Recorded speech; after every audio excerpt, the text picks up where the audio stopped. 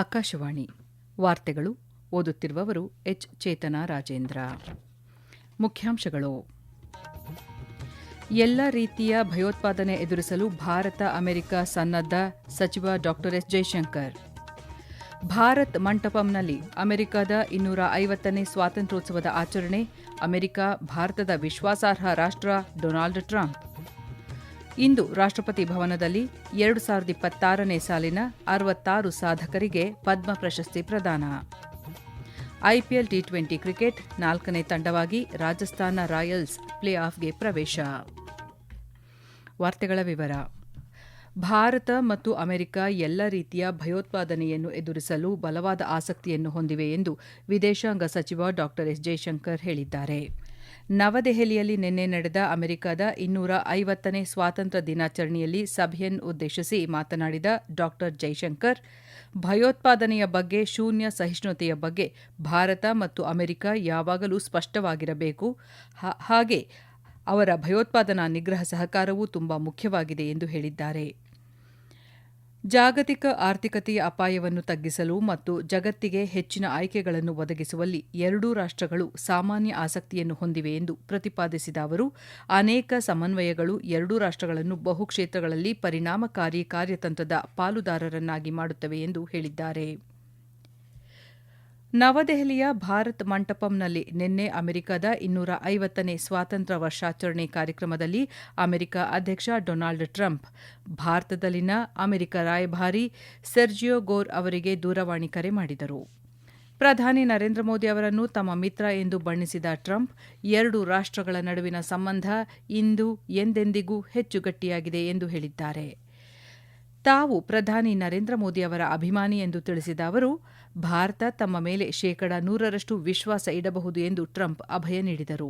ಸಭಿಕರು Trump ಅವರ ಮಾತುಗಳನ್ನು ಕೇಳಲು ಅನುವಾಗುವಂತೆ ರಾಯಭಾರಿ ಗೋರ್ ತಮ್ಮ ದೂರವಾಣಿಯನ್ನು ಮೈಕ್ ಬಳಿ ಹಿಡಿದಿದ್ದರು.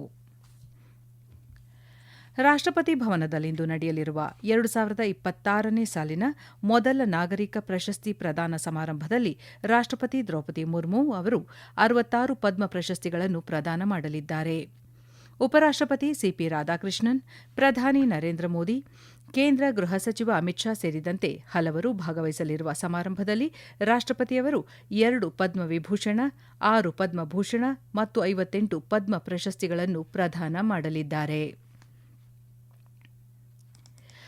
2026ನೇ ಸಾಲಿನಲ್ಲಿ 5 ಪದ್ಮವಿಭೂಷಣ, 13 ಪದ್ಮಭೂಷಣ ಮತ್ತು 113 ಪದ್ಮಶ್ರೀ ಪ್ರಶಸ್ತಿಗಳು ಸೇರಿದಂತೆ 131 ಪದ್ಮ ಪ್ರಶಸ್ತಿಗಳನ್ನು ಪ್ರದಾನ ಮಾಡಲು ರಾಷ್ಟ್ರಪತಿ ಅನುಮೋದನೆ ನೀಡಿದ್ದಾರೆ. ಉಳಿದ ಪದ್ಮ ಪ್ರಶಸ್ತಿ ಪುರಸ್ಕೃತರಿಗೆ ನಂತರ ನಡೆಯುವ ಸಮಾರಂಭದ 2ನೇ ಸುತ್ತಿನಲ್ಲಿ ಪ್ರದಾನ ಮಾಡಲಾಗುವುದು. ಪ್ರತಿ ವರ್ಷ ಗಣರಾಜ್ಯೋತ್ಸವದ ಸಂದರ್ಭದಲ್ಲಿ ಪ್ರಶಸ್ತಿಗಳನ್ನು ಘೋಷಿಸಲಾಗುತ್ತದೆ. ಕಲೆ, ಸಮಾಜ ಸೇವೆ, ಸಾರ್ವಜನಿಕ ವ್ಯವಹಾರಗಳು, ವಿಜ್ಞಾನ ಮತ್ತು ಎಂಜಿನಿಯರಿಂಗ್, ವ್ಯಾಪಾರ ಮತ್ತು ಕೈಗಾರಿಕೆ, ವೈದ್ಯಕೀಯ, ಸಾಹಿತ್ಯ ಮತ್ತು ಶಿಕ್ಷಣ, ಕ್ರೀಡೆ, ನಾಗರಿಕ ಸೇವೆ ಮುಂತಾದ ವಿವಿಧ ಕ್ಷೇತ್ರಗಳಲ್ಲಿ ಪ್ರತಿಷ್ಠಿತ ನಾಗರಿಕ ಗೌರವಗಳನ್ನು ನೀಡಲಾಗುತ್ತದೆ. ಅಸಾಧಾರಣ ಮತ್ತು ವಿಶಿಷ್ಟ ಸೇವೆಗಾಗಿ ಪದ್ಮವಿಭೂಷಣ, ಉನ್ನತ ಶ್ರೇಣಿಯ ವಿಶಿಷ್ಟ ಸೇವೆಗಾಗಿ ಪದ್ಮಭೂಷಣ ಮತ್ತು ಯಾವುದೇ ಕ್ಷೇತ್ರದಲ್ಲಿ ವಿಶಿಷ್ಟ ಸೇವೆಗಾಗಿ ಪದ್ಮಶ್ರೀ ನೀಡಲಾಗುತ್ತದೆ. ಕೇಂದ್ರ ವಾಣಿಜ್ಯ ಮತ್ತು ಕೈಗಾರಿಕಾ ಸಚಿವ ಪಿಯೂಷ್ ಗೋಯಲ್ ಇಂದಿನಿಂದ 3 ದಿನಗಳ ಕಾಲ ಭಾರತೀಯ ಉದ್ಯಮ ನಾಯಕರ ನಿಯೋಗದೊಂದಿಗೆ ಕೆನಡಾಗೆ ಭೇಟಿ ನೀಡಲಿದ್ದಾರೆ. ಈ ಸಂದರ್ಭದಲ್ಲಿ ಅವರು ಒಟ್ಟಾವಾ ಮತ್ತು ಟೊರಾಂಟೊ ನಗರಗಳಲ್ಲಿ ವ್ಯಾಪಾರ, ಹೂಡಿಕೆ ಕುರಿತಂತೆ ದ್ವಿಪಕ್ಷೀಯ ಮಾತುಕತೆ ನಡೆಸಲಿದ್ದಾರೆ. ಭಾರತ ಕೆನಡಾ ಸಮಗ್ರ ಆರ್ಥಿಕ ಸಹಭಾಗಿತ್ವ ಒಪ್ಪಂದ ಸಿಇಪಿಎ ಕುರಿತ ಮಾತುಕತೆಯನ್ನು ವೇಗಗೊಳಿಸುವುದು ಈ ಭೇಟಿಯ ಪ್ರಮುಖ ಉದ್ದೇಶವಾಗಿದೆ. ಕೆನಡಾ ಪ್ರಧಾನಿ ಮಾರ್ಕ್ ಕಾರ್ನಿ ಮಾರ್ಚ್ ತಿಂಗಳಲ್ಲಿ ಭಾರತಕ್ಕೆ ಭೇಟಿ ನೀಡಿದ್ದ ಸಂದರ್ಭದಲ್ಲಿ ಸಿಇಪಿಎ ಒಪ್ಪಂದದ ಷರತ್ತುಗಳಿಗೆ ಸಹಿ ಹಾಕಲಾಗಿತ್ತು. ಮೊದಲ ಹಂತದ ಮಾತುಕತೆ ವರ್ಚುವಲ್ ಮೂಲಕ ನಡೆದಿದ್ದು, 2ನೇ ಹಂತದ ಮಾತುಕತೆ ಮೇ 8ರಂದು ಪೂರ್ಣಗೊಂಡಿದೆ. ಭಾರತೀಯ ನಿಯೋಗದ ಕೆನಡಾ ಭೇಟಿಯ ಸಂದರ್ಭದಲ್ಲಿ ಮತ್ತೊಂದು ಹಂತದ ಮಾತುಕತೆ ನಡೆಯುವ ನಿರೀಕ್ಷೆಯಿದ್ದು, 2030ರೊಳಗಾಗಿ ದ್ವಿಪಕ್ಷೀಯ ವ್ಯಾಪಾರವನ್ನು $70 ಶತಕೋಟಿ ಹೆಚ್ಚಿಸುವ ಗುರಿ ಹೊಂದಲಾಗಿದೆ. ಈ ವಾರ್ತೆಗಳನ್ನು ಆಕಾಶವಾಣಿಯಿಂದ ಕೇಳುತ್ತಿದ್ದೀರಿ. ನಮ್ಮ ಎಲ್ಲಾ ರಾಷ್ಟ್ರೀಯ ವಾರ್ತೆಗಳು ಹಾಗೂ ಪ್ರದೇಶ ಸಮಾಚಾರ ಈಗ ಆಕಾಶವಾಣಿ ನ್ಯೂಸ್ ಕನ್ನಡ ಯೂಟ್ಯೂಬ್ ಚಾನೆಲ್ನಲ್ಲಿ ಲಭ್ಯ. ನಮ್ಮ ಎಕ್ಸ್ ಖಾತೆ ಮತ್ತು ಇನ್ಸ್ಟಾಗ್ರಾಂ ಖಾತೆ ಆಕಾಶವಾಣಿ ನ್ಯೂಸ್ ಕನ್ನಡ. ಹೆಚ್ಚಿನ ಮಾಹಿತಿಗಾಗಿ ನಮ್ಮ ಫೇಸ್ಬುಕ್ ಖಾತೆ AIR ಕನ್ನಡ ನ್ಯೂಸ್ ಅನುಸರಿಸಿ. ಮಾಹಿತಿಯ ಹೂರಣ ವಾರದ ಕಾರ್ಯಕ್ರಮ ಪ್ರಚಲಿತ ವಿದ್ಯಮಾನ ಪ್ರತಿ ಬುಧವಾರ 9:15ಕ್ಕೆ.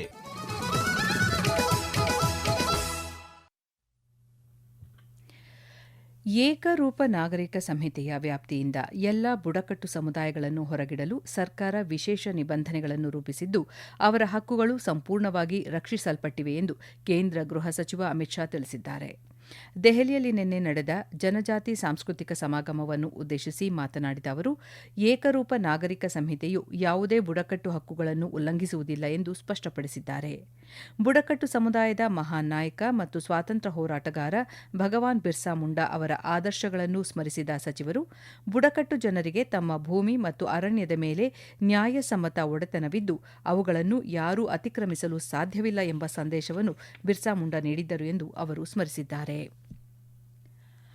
ಫಾಲ್ಟಾ ವಿಧಾನಸಭಾ ಚುನಾವಣೆಯಲ್ಲಿ ದಾಖಲೆಯ ಅಂತರದಿಂದ ಗೆಲುವು ಸಾಧಿಸಿದ ಬಿಜೆಪಿ ಅಭ್ಯರ್ಥಿ ದೇಬಾಂಗ್ಯು ಪಾಂಡಾ ಅವರನ್ನು ಪ್ರಧಾನಿ ನರೇಂದ್ರ ಮೋದಿ ಅಭಿನಂದಿಸಿದ್ದಾರೆ. ಈ ಗೆಲುವು ಪಶ್ಚಿಮ ಬಂಗಾಳದ ಜನತೆಯ ಬಿಜೆಪಿಯ ಬಗ್ಗೆ ಇರುವ ಅಚಲ ನಂಬಿಕೆಯನ್ನು ಸೂಚಿಸುತ್ತದೆ ಎಂದು ಸಾಮಾಜಿಕ ಮಾಧ್ಯಮದಲ್ಲಿ ಪ್ರಧಾನಿ ತಿಳಿಸಿದ್ದಾರೆ. ಪಶ್ಚಿಮ ಬಂಗಾಳ ಸರ್ಕಾರದ ಅಸಾಧಾರಣ ಕಾರ್ಯವನ್ನು ಜನರು ನೋಡುತ್ತಿದ್ದಾರೆ, ಆದ್ದರಿಂದ ಪಕ್ಷವನ್ನು ಮತ್ತಷ್ಟು ಆಶೀರ್ವದಿಸಲು ನಿರ್ಧರಿಸಿದ್ದಾರೆ ಎಂದು ಅವರು ಹೇಳಿದರು. ಪಶ್ಚಿಮ ಬಂಗಾಳಾದ್ಯಂತ ಬಿಜೆಪಿ ಕಾರ್ಯಕರ್ತರ ಅತ್ಯುತ್ತಮ ಕಾರ್ಯಕ್ಕಾಗಿ ಪ್ರಧಾನಿ ಅವರನ್ನು ಅಭಿನಂದಿಸಿದ್ದಾರೆ. ರಾಷ್ಟ್ರೀಯ ಪರೀಕ್ಷಾ ಸಂಸ್ಥೆ ಎನ್ಟಿಎ ಈ ತಿಂಗಳ 28ರಂದು ನಿಗದಿಯಾಗಿದ್ದ ಸಾಮಾನ್ಯ ವಿಶ್ವವಿದ್ಯಾಲಯ ಪ್ರವೇಶ ಪರೀಕ್ಷೆ ಪದವಿ ಪೂರ್ವ ಸಿಯುಇಟಿ ಯುಜಿ 2026 ಪರೀಕ್ಷೆಗಳನ್ನು ಮುಂದೂಡಿದೆ. ಸರ್ಕಾರದ ಅಧಿಸೂಚನೆಯ ಪ್ರಕಾರ ಈದ್ ಉಲ್ ಜುಹಾ ಬಕ್ರೀದ್ ರಜಾದಿನದ ದಿನಾಂಕವನ್ನು ಬದಲಾಯಿಸಿದ ದೃಷ್ಟಿಯಿಂದ ಈ ನಿರ್ಧಾರ ತೆಗೆದುಕೊಳ್ಳಲಾಗಿದೆ ಎಂದು ಎನ್ಟಿಎ ತಿಳಿಸಿದೆ. ಪೀಡಿತ ಅಭ್ಯರ್ಥಿಗಳಿಗೆ ಪರಿಷ್ಕೃತ ಪರೀಕ್ಷಾ ದಿನಾಂಕಗಳನ್ನು ಶೀಘ್ರದಲ್ಲೇ ಘೋಷಿಸಲಾಗುವುದು ಎಂದು ಏಜೆನ್ಸಿ ಮಾಹಿತಿ ನೀಡಿದೆ. ಅಭ್ಯರ್ಥಿಗಳು ಮೇಲಿನವುಗಳನ್ನು ಗಮನಿಸಿ ಅದಕ್ಕೆ ಅನುಗುಣವಾಗಿ ಕಾರ್ಯನಿರ್ವಹಿಸಲು ಸೂಚಿಸಲಾಗಿದೆ. ಇತ್ತೀಚಿನ ನವೀಕರಣಗಳಿಗಾಗಿ ನಿಯಮಿತವಾಗಿ ತನ್ನ ಅಧಿಕೃತ ವೆಬ್ಸೈಟ್ಗೆ ಭೇಟಿ ನೀಡುವಂತೆ ಅಭ್ಯರ್ಥಿಗಳಿಗೆ ಎನ್ಟಿಎ ಸಲಹೆ ನೀಡಿದೆ.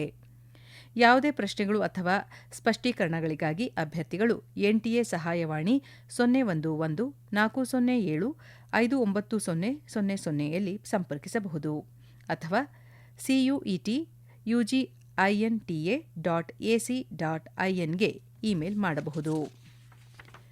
ಕೇಂದ್ರೀಯ ಪ್ರೌಢ ಶಿಕ್ಷಣ ಮಂಡಳಿ ಸಿಬಿಎಸ್ಇ 12ನೇ ತರಗತಿ ಬೋರ್ಡ್ ಪರೀಕ್ಷೆಗಳಿಗೆ ಉತ್ತರ ಪುಸ್ತಕಗಳ ಸ್ಕ್ಯಾನ್ ಮಾಡಿದ ಫೋಟೋಕಾಪಿಗಳನ್ನು ಪಡೆಯುವ ಕೊನೆಯ ದಿನಾಂಕವನ್ನು ಇನ್ನೂ 1 ದಿನ ವಿಸ್ತರಿಸಿದೆ. ವಿದ್ಯಾರ್ಥಿಗಳಿಗೆ ವಿನಂತಿಗಳನ್ನು ಸಲ್ಲಿಸಲು ಸಾಕಷ್ಟು ಸಮಯವನ್ನು ಒದಗಿಸಲು ಈ ನಿರ್ಧಾರ ತೆಗೆದುಕೊಳ್ಳಲಾಗಿದೆ ಎಂದು ಸಿಬಿಎಸ್ಇ ತಿಳಿಸಿದೆ. ಮರು ಮೌಲ್ಯಮಾಪನ ವಿನಂತಿಗಳನ್ನು ಸ್ವೀಕರಿಸುವ ಪ್ರಾರಂಭದ ದಿನಾಂಕವನ್ನು ಶೀಘ್ರದಲ್ಲೇ ತಿಳಿಸಲಾಗುವುದು ಎಂದು ಮಂಡಳಿ ಹೇಳಿದೆ. ಸ್ಕ್ಯಾನ್ ಮಾಡಿದ ಮತ್ತು ಮೌಲ್ಯಮಾಪನ ಮಾಡಿದ ಉತ್ತರ ಪುಸ್ತಕದ ಕೊನೆಯ ಪ್ರತಿಯನ್ನು ಅರ್ಜಿದಾರರಿಗೆ ಲಭ್ಯವಾದ ನಂತರ ಕನಿಷ್ಠ 2 ದಿನಗಳವರೆಗೆ ಪೋರ್ಟಲ್ ತೆರೆದಿರುತ್ತದೆ ಎಂದು ಮಂಡಳಿ ಪುನರುಚ್ಚರಿಸಿದೆ. ಕರ್ನಾಟಕದ ಉತ್ತರ ಕನ್ನಡ ಜಿಲ್ಲೆಯಲ್ಲಿ ಸಂಭವಿಸಿದ ಜಲಸಮಾಧಿ ದುರಂತದಲ್ಲಿ ಜೀವ ಕಳೆದುಕೊಂಡವರ ಬಗ್ಗೆ ರಾಷ್ಟ್ರಪತಿ ದ್ರೌಪದಿ ಮುರ್ಮು, ಉಪರಾಷ್ಟ್ರಪತಿ ಸಿಪಿ ರಾಧಾಕೃಷ್ಣನ್ ಮತ್ತು ಪ್ರಧಾನಮಂತ್ರಿ ನರೇಂದ್ರ ಮೋದಿ ಸಂತಾಪ ಸೂಚಿಸಿದ್ದಾರೆ. ರಾಷ್ಟ್ರಪತಿ ದ್ರೌಪದಿ ಮುರ್ಮು ಈ ದುರಂತದಲ್ಲಿ ಜೀವ ಕಳೆದುಕೊಂಡ ಸುದ್ದಿ ತೀವ್ರ ನೋವು ಉಂಟುಮಾಡಿದೆ. ಗಾಯಾಳುಗಳು ಶೀಘ್ರ ಚೇತರಿಸಿಕೊಳ್ಳಲಿ ಎಂದು ಸಾಮಾಜಿಕ ಮಾಧ್ಯಮದಲ್ಲಿ ತಿಳಿಸಿದ್ದಾರೆ. ಉಪರಾಷ್ಟ್ರಪತಿ ರಾಧಾಕೃಷ್ಣನ್ ಸಂತ್ರಸ್ತ ಕುಟುಂಬಗಳಿಗೆ ಸಂತಾಪ ಸೂಚಿಸಿದ್ದಾರೆ. ಪ್ರಧಾನಿ ನರೇಂದ್ರ ಮೋದಿ ಮೃತರ ಕುಟುಂಬಗಳಿಗೆ ಪ್ರಧಾನಮಂತ್ರಿ ರಾಷ್ಟ್ರೀಯ ಪರಿಹಾರ ನಿಧಿಯಿಂದ ತಲಾ 2 ಲಕ್ಷ ರೂಪಾಯಿ ಹಾಗೂ ಗಾಯಗೊಂಡವರಿಗೆ ತಲಾ 50,000 ರೂಪಾಯಿ ನೆರವು ನೀಡುವುದಾಗಿ ತಿಳಿಸಿದ್ದಾರೆ. ಕೋಲ್ಕತ್ತಾದ ಈಡನ್ ಗಾರ್ಡನ್ಸ್ ಕ್ರೀಡಾಂಗಣದಲ್ಲಿ ಕಳೆದ ರಾತ್ರಿ ನಡೆದ ಐಪಿಎಲ್ ಟಿ20 ಕ್ರಿಕೆಟ್ ಪಂದ್ಯದಲ್ಲಿ ಡೆಲ್ಲಿ ಕ್ಯಾಪಿಟಲ್ಸ್ ತಂಡ 40 ರನ್ಗಳ ಭರ್ಜರಿ ಕೋಲ್ಕತ್ತಾ ನೈಟ್ ರೈಡರ್ಸ್ ತಂಡವನ್ನು ಮಣಿಸಿದೆ. ಇದರೊಂದಿಗೆ ಉಭಯ ತಂಡಗಳು ಲೀಗ್ ಹಂತದಲ್ಲಿ ಅಭಿಯಾನ ಮುಗಿಸಿದ್ದಾವೆ. ಮೊದಲಿಗೆ ಬ್ಯಾಟ್ ಮಾಡಿದ ಡೆಲ್ಲಿ 20 ಓವರ್ಗಳಲ್ಲಿ 5 ವಿಕೆಟ್ನಷ್ಟಕ್ಕೆ 204 ರನ್ ಗುರಿ ನೀಡಿತು. ಇದಕ್ಕೆ ಪ್ರತಿಯಾಗಿ ಕೋಲ್ಕತ್ತಾ ತಂಡ 18.4 ಓವರ್ಗಳಲ್ಲಿ ಕೇವಲ 163 ರನ್ಗಳಿಗೆ ಸೀಮಿತಗೊಂಡಿತು. ಕೊನೆಯಲ್ಲಿ ಮತ್ತೊಮ್ಮೆ ಮುಖ್ಯಾಂಶಗಳು. ಎಲ್ಲ ರೀತಿಯ ಭಯೋತ್ಪಾದನೆ ಎದುರಿಸಲು ಭಾರತ ಅಮೆರಿಕ ಸನ್ನದ್ಧ, ಸಚಿವ ಡಾ ಎಸ್ ಜೈಶಂಕರ್.